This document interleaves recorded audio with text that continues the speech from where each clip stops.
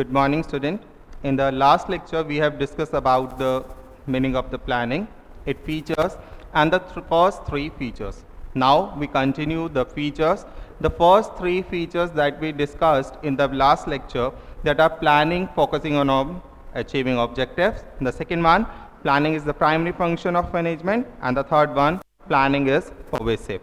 Now come to the fourth point, that is written on the board also, that is planning is a continuous process. That means after completing the one task, we will start the second stage of our production or our task, or maybe the task is, if with a repetitive nature, then the planning for the next task will be started soon. The plans are prepared for specific period, quarter or a year. That means after yearly process of the task, we will start for the next task. So we will start the starting. For example, if we take the example of the student, after taking the first class, okay, the planning for the second class has been started continuously. Planning is futuristic. That means we also plan where we want to go. Okay. Your planning essentially involves looking ahead and preparing for the future. The purpose of planning is to meet future event effectively to the best advantage of the organization, because when we are planning, we have a number of alternatives. We have evaluate them, and whatever is the matching to our budget, we will decide that one. The next is planning involves decision making. As we know that the planning is not a work of a single person.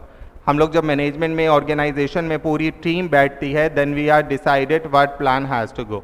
There is a something task or something the discussion on the topic, that what kind of decision has been taken. When we take and exchange our suggestions and view, and we choose the best one. The last features of planning is a mental exercise. Yes, it is a mental exercise. Why it is called mental exercise? Look at the theory. Planning require application of the mind involving the foresight. यहाँ पर foresight का मतलब होता है दूरदर्शिता, यानी आने वाले समय से जो हमें familiar करा दे. अब वो कैसे familiar होता है? With the experienced member. Intelligent imagination and sound judgment. It is basically an intellectual activity. Intellectual activity, that means relating to our intelligence and the mind power of thinking rather than doing, because planning determines the action to be taken. So planning requires logical and the systematic thinking after the guesswork of wishful thinking. In order to what thinking is, planning must orderly based on the analysis of facts and the forecast. That means we have a lot of alternative, and we judge that alternative on the basis of our experience that is related to past also. Now the next topic that we started today, that is limitation of planning. There was so much planning in our task, but every planning, it doesn't guarantee success. There has some limitations also. So we are discussing that topic. The first discusses planning leads to rigidity. Rigidity, that means related to complexity. अब इसको complexity क्यों बोला गया? Because in first chapter of management, we read the three level of management: top, middle, and lower. The function of top management is only making of policy and planning formation. The third level, that is the lower level, he work on that plans.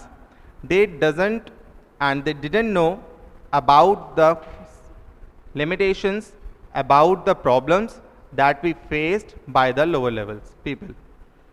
So planning leads to rigidity. That means whatever the fixed by the top management, what kind of problems has been faced by the lower management, they have to do that one. They can't change us according to their wish. So that's why planning leads to rigidity. The next limitation, that is planning may not work in the dynamic environment. In our routine work, we have two dynamic functions.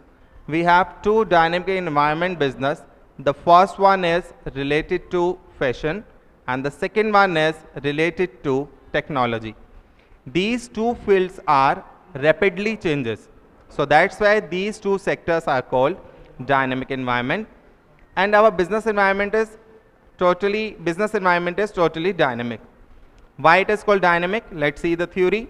The business environment is dynamic, nothing is constant. कोई भी चीज़ fix नहीं है. एक quarter में जो चीज़ आपने problem face करी, हो सकता है सेकंड में आप लोग वो फेस ही ना करें, या सेकंड में सिचुएशन और वर्स्ट हो जाए as comparing to the first quarter.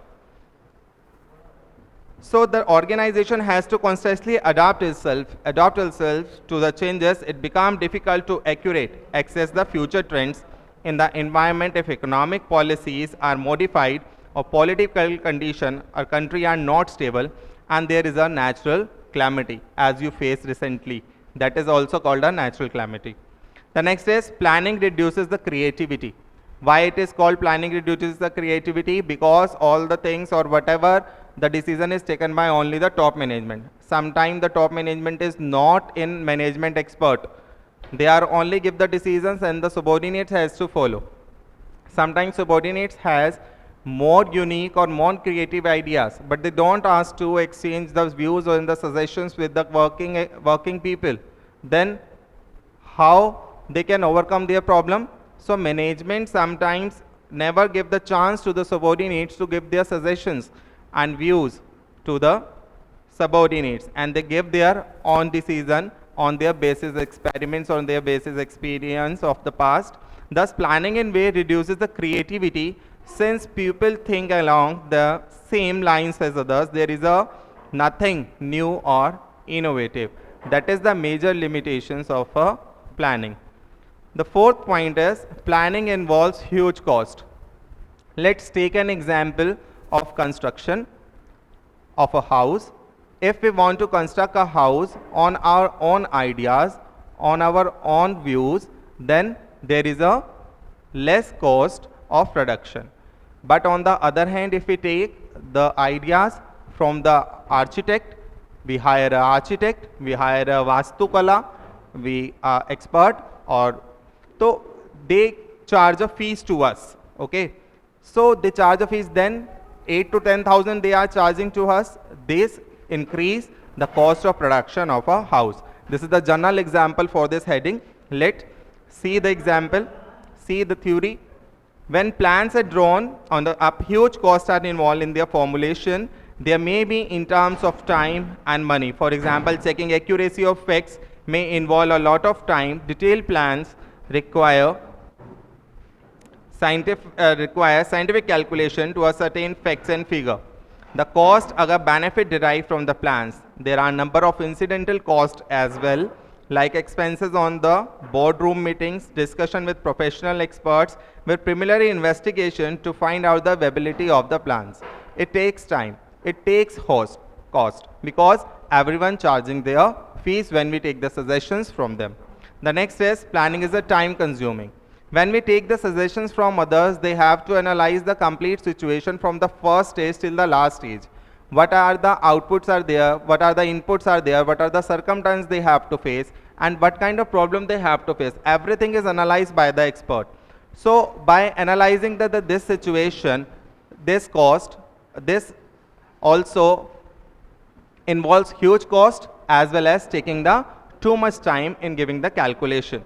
The last limitations is planning doesn't guarantee success. The success of an enterprise is possible only when the plans are properly drawn up, but it doesn't guarantee success.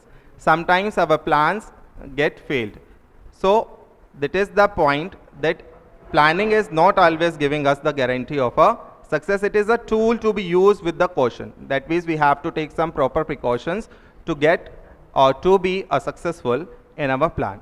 So this is the topic of today, and in the next video we are discussing about the planning process and all. Thank you. Have a nice day.